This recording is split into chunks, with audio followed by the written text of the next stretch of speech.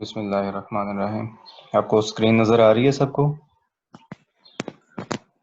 Yes sir. Yes sir. Yes sir. जी ठीक है सर, आ जी, रही है, नजर आ रही है। ठीक है।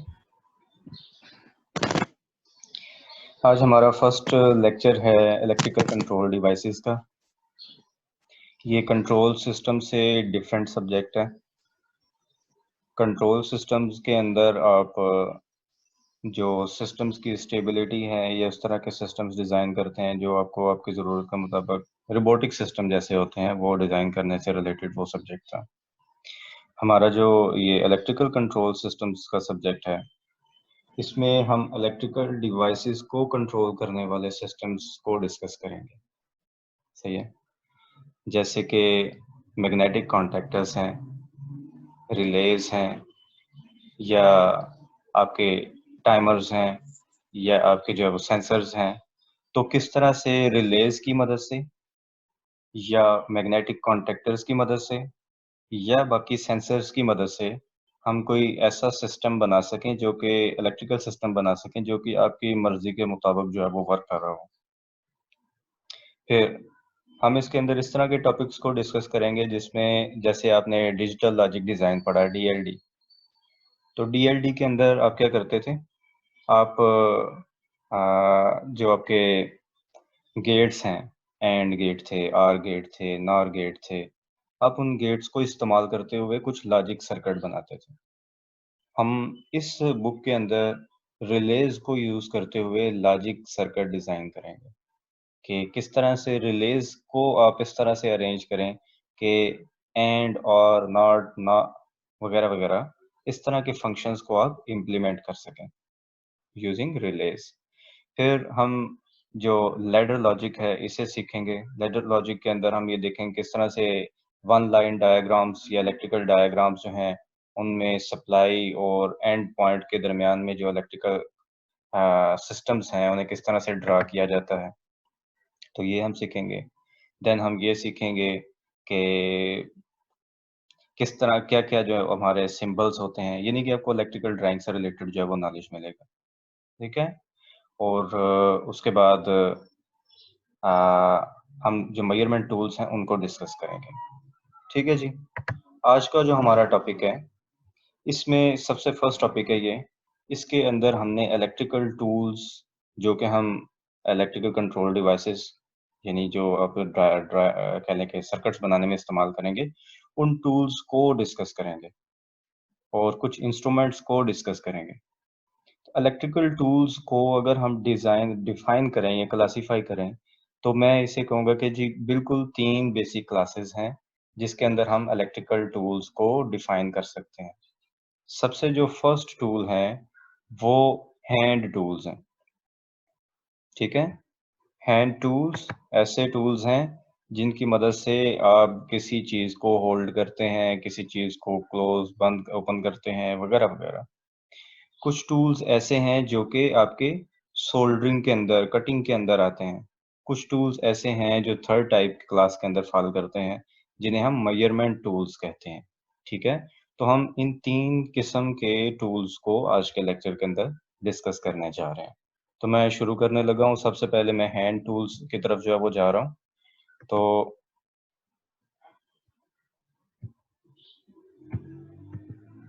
हैंड टूल्स, जब भी आप किसी चीज़ के ऊपर जो है वो काम करने लगेंगे तो आपको ज़ाहिर-सी बात है कुछ हैंड टूल्स की जो है वो ज़रूरत पड़ेगी। ज़्यादातर जो हैंड टूल्स होते हैं वो मैनुअल ऑपरेटेड होते हैं, पावर्ड नहीं होते। उनकी क्या-क्या इकसाम हैं आप नीचे देख रहे हो।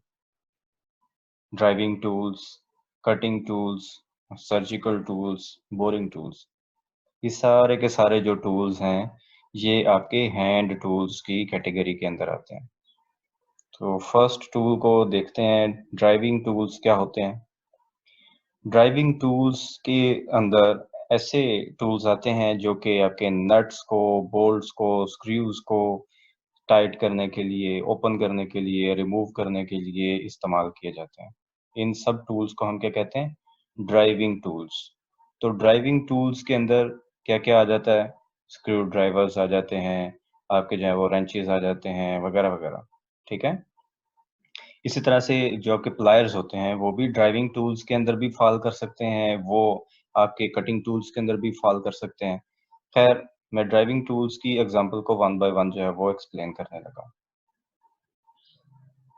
तो ड्राइविंग टूल्स के जो डिज़ाइन है वो क्या है, आपका जो हैंडल है वो कह लें कि एक इंसुलेटेड सरफेस होता है और उसके साथ एक हार्डन्ड स्टील होती है, जिसके जो टिप है उससे मुख्तलिफ शेप्स या डिज़ाइंस जो हैं वो दिए गए होते हैं। कुछ जो हैं वो फ्लैट या माइनस साइन की होती हैं, कुछ प्लस साइन की होती हैं और इसी तरह से मुख्तलिफ उनके साइज़ेस होते हैं।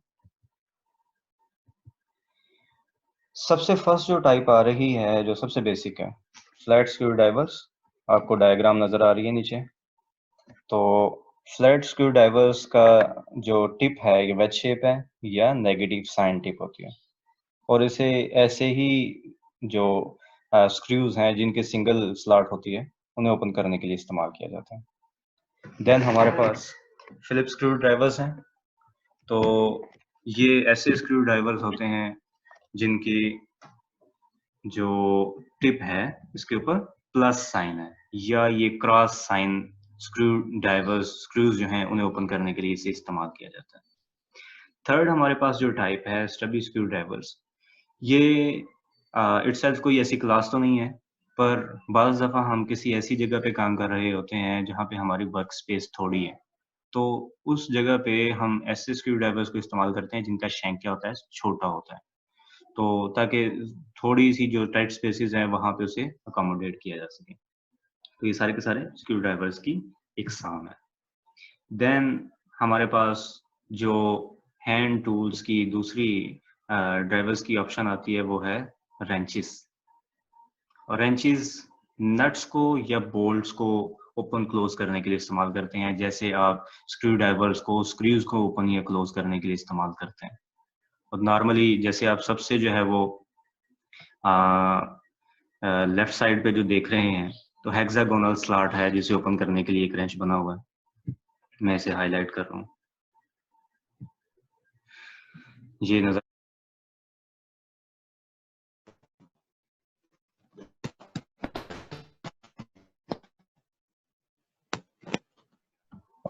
बहुत सारा आगे ड्रॉप हो गया। जी। अब आवाज आ रही है सबको? जी सर। अच्छा जी। तो हेक्सागोनल स्लॉट्स थी। जी सर आ रही।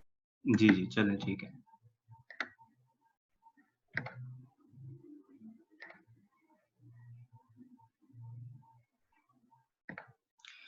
इसी तरह से आपके जो बाकी दो रेंचेस हैं ये भी क्या करते हैं, नट्स या बोल्ट्स को या तो ओपन या क्लोज करने के लिए या उन्हें इन प्लेस रखने के लिए टर्निंग के से, ताकि अगर आप कोई काम कर रहे हैं तो वो टर्न ना करें। ठीक है, इन दोनों चीजों के लिए हम इसे इस्तेमाल करते हैं। अच्छा जी, दूसरी जो हमारे पास इन टूल्स के अंदर, हैंड टूल्स के अंदर एक कैटेगरी आती है, उसे हम कहते हैं कटिंग टूल्स। ये किसी वर्क पीस को बनाने के लिए, कट करने के लिए, कोई शेप देने के लिए इस्तेमाल किए जाते हैं। तो इसकी फर्स्ट जो टाइप है वो है यूटिलिटी नाइफ। आपको बैकग्राउंड इमेज में नज़र आ रहा है। तो इस नाइफ को आप जो है वो इंसुलेशन रिमूव करने के लिए भी इस्तेमाल कर सकते हैं, ज़्यादातर मटेरियल्स को, वायर्स को भी इवन जो है वो कट करने के लिए भी इस्तेमाल कर सकते हैं। ठीक है?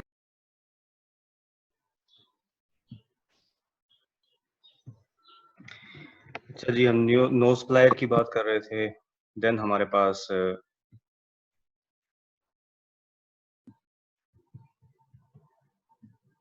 साइड कटिंग प्लायर्स हैं। साइड कटिंग प्लायर्स को जो आपकी वायर्स हैं उन्हें कटिंग करने के लिए इस्तेमाल किया जाता है।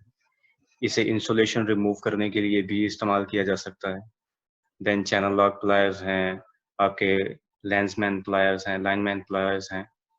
तो लाइनमैन प्लायर जो है ये कटिंग भी कर सकता है, ये होल्डिंग भी कर सकता है। इसी तरह से वायर्स को ट्विस्टिंग करने के लिए भी इसे इस्तेमाल किया जाता है। तो ये प्लायर्स की सारी इकसाम है। तो इसे कटिंग के लिए भी इस्तेमाल कर सकते हैं, इसे आप जो है वो होल्डिंग के लिए भी इस्तेमाल कर सकते हैं। देन हमारे पास जो हैंड टूल्स की किस्म आती है वो है वायर स्ट्रिपर। आपने पहले देखा कि जी हम जो प्लायर्स हैं उन्हें वायर स्ट्रिपिंग के लिए इस्तेमाल कर सकते हैं, बट क्योंकि वो स्पेशलाइज़्ड टूल नहीं है, तो अगर कोई बंदा उसे यूज़ टू नहीं है, उसे अच्छे तरीके से इस्तेमाल करना नहीं जानता, तो क्या होगा वो वायर को डैमेज कर देगा। तो वायर स्ट्रिपर के अंदर अगर आप देखो, तो मुख्तलिफ साइज़ की वायर्स के लिए यहाँ पे टीथ बने होते हैं, कटिंग टीथ जो हैं। तो एग्ज़ैक्ट साइज़ की वायर के अंदर आप रख के तो किसी भी वायर की जो इंसुलेशन है उसे सेफ़ली रिमूव कर सकते हैं, अदरवाइज़ जो आप डैमेज कर देंगे। देन सर्जिकल टूल्स हैं, इन्हें भी हम इलेक्ट्रॉनिक्स के सामान को हैंडल करने के लिए इस्तेमाल कर सकते हैं, ट्विज़र्स वगैरह हैं, सीज़र्स हैं, एक्सेट्रा। जो आपके सर्किट्स बोर्ड्स होते हैं या आपके लेट्स से के माइक्रो प्रोसेसर्स होते हैं, उनकी सोल्डरिंग को के दौरान हम क्या करते हैं, इन चीज़ों की मदद से, इन टूल्स की मदद से उन्हें उनकी प्लेस के ऊपर रख सकते हैं। देन ड्रिलिंग टूल्स आ जाते हैं। इनके 3 टाइप्स हैं, पोर्टेबल ड्रिल्स हैं, मिनी ड्रिल्स हैं, मेटल फाइल्स हैं। तो ये सरफेस ट्रीटमेंट के लिए इस्तेमाल किए जाते हैं। या तो हम इनकी मदद से बोरिंग करते हैं या ड्रिलिंग करते हैं। तो दोनों का डिफरेंस क्या है बोरिंग और ड्रिलिंग का? कि जो आपका ड्रिल है उससे क्या होता है, जो मेटल है उसे डिटैच किया जाता है, बाहर निकाल दिया जाता है। और जो आपकी दूसरी किस्म है, उसके अंदर क्या किया जाता है कि बोरिंग के अंदर जो आपका मेटल है, ये जो मटेरियल है, वो अंदर ही रहता है, बाहर नहीं निकलता बट होल जो है वो डिज़ाइन कर लिया जाता है। ठीक है जी। ख़ैर ये सारे के सारे जो मटेरियल्स हैं, ये जो टूल्स हैं, ये ड्रिलिंग के लिए या बोरिंग के लिए इस्तेमाल किए जाते हैं। दूसरी जो मेन किस्म थी इलेक्ट्रिकल टूल्स की, वो थी सोल्डरिंग टूल्स। फर्स्ट जो किस्म थी वो हैंड टूल्स थे, अब सोल्डरिंग टूल्स हैं। सोल्डरिंग टूल्स 2 तरह के हैं, सोल्डरिंग आयरन है या सोल्डरिंग स्टेशन है। अगर तो आपके पास जो है वो बजट कम है और आप किसी ऐसी जगह पे काम नहीं कर रहे जहाँ पे आपको लेट्स से कि एक स्पेसिफिक मेंटेन टेम्परेचर चाहिए सोल्डरिंग के लिए, तो फिर आप आयरन सोल्डर इस्तेमाल कर सकते हैं, सोल्डरिंग आयरन इस्तेमाल कर सकते हैं। तो इनकी टिप्स नॉर्मली रिमूवेबल होती हैं, तो अपनी एप्लीकेशन के लिहाज से आप कोई भी टिप इस्तेमाल करके तो सोल्डरिंग की जो ज़रूरत है उसे पूरा कर सकते हैं और ये सस्ते भी हैं। अगर हम दूसरी चीज़ की तरफ जाएँ जो कि सोल्डरिंग स्टेशन है, तो ये इसी सोल्डरिंग आयरन की एडवांस वर्ज़न है। इसके अंदर आप टेम्परेचर को भी मेंटेन कर सकते हो, टेम्परेचर को भी जो है वो मेंटेन कर सकते हो। सोल्डरिंग को रिमूव करने के लिए जो डिवाइस इस्तेमाल की जाती है उसे डी-सोल्डर पंप क्या कहा जाता है। सबसे पहले हम क्या करते हैं जो आपका इक्विपमेंट होता है जहाँ पे आपने सोल्डर किया हुआ है, उसे हीट अप किया जाता है। देन उस हीट अप जो सोल्डर पॉइंट है, उसे सक्शन पंप के थ्रू डिटैच कर लिया जाता है। हम इक्विपमेंट को जो है वो डिटैच कर लेते हैं, जो भी लेट्स से कोई फॉल्टी इक्विपमेंट है और उसकी जगह पे नई इक्विपमेंट लगा सकते हैं।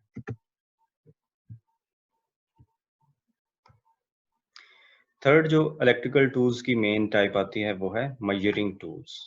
मेजरिंग टूल्स में मल्टीमीटर भी हैं, इसमें करंट वोल्टेज रेजिस्टेंस मेजरमेंट्स के टूल्स भी हैं, इसमें एलसीआर मीटर्स हैं। एलसीआर मीटर क्या होता है?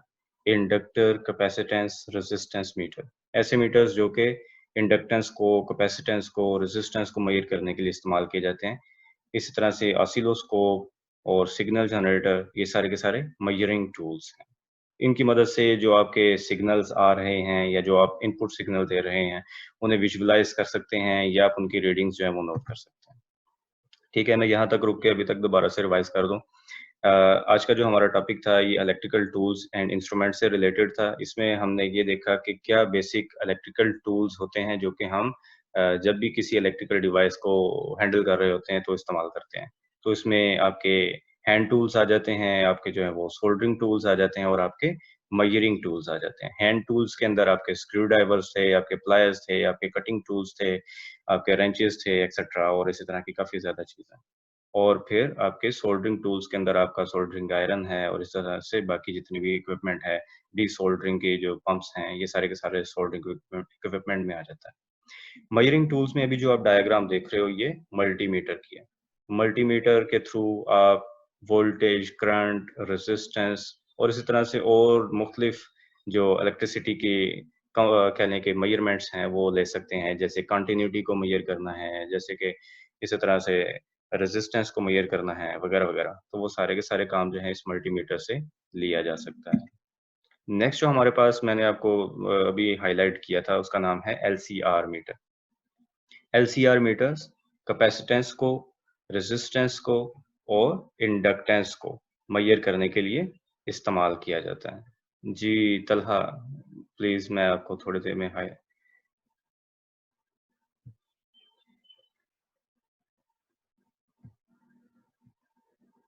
जी तलहा, बताएं क्या क्वेश्चन है आपका?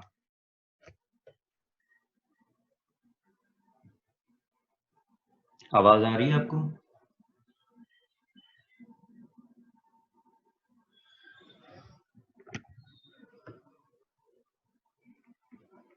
अगर आपको कोई क्वेश्चन है और आवाज आपकी नहीं आ रही तो आप मुझे चैट के अंदर लिख के सेंड कर सकते हैं, मैं उसे आंसर कर दूंगा।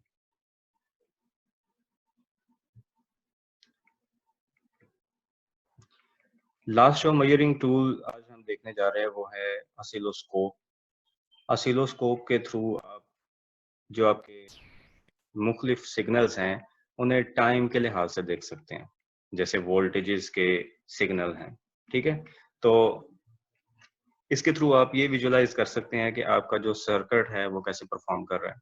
लेट्स से कोई कैपेसिटर है तो वो कितनी जल्दी चार्ज हो रहा है या वो कितनी जल्दी डिस्चार्ज हो रहा है, या एक इंडक्टर है तो अपने अंदर से कितनी जल्दी करंट को चेंज होने दे रहा है, या एक रेजिस्टर है तो उसके अंदर से कितनी करंट गुजर रही है, या एक रेजिस्टर के अक्रॉस कितना वोल्टेज ड्रॉप हो रहा है, या किसी चीज की वॉइस की या किसी और सिग्नल की कितनी फ्रीक्वेंसी है। तो ये सारे की सारी इंफॉर्मेशन हम ऑसिलोस्कोप की मदद से विजुअलाइज कर सकते हैं। तो आज हमने एक ओवरव्यू लिया है सारे के सारे टूल्स का, कि कौन कौन से टूल्स हैं जो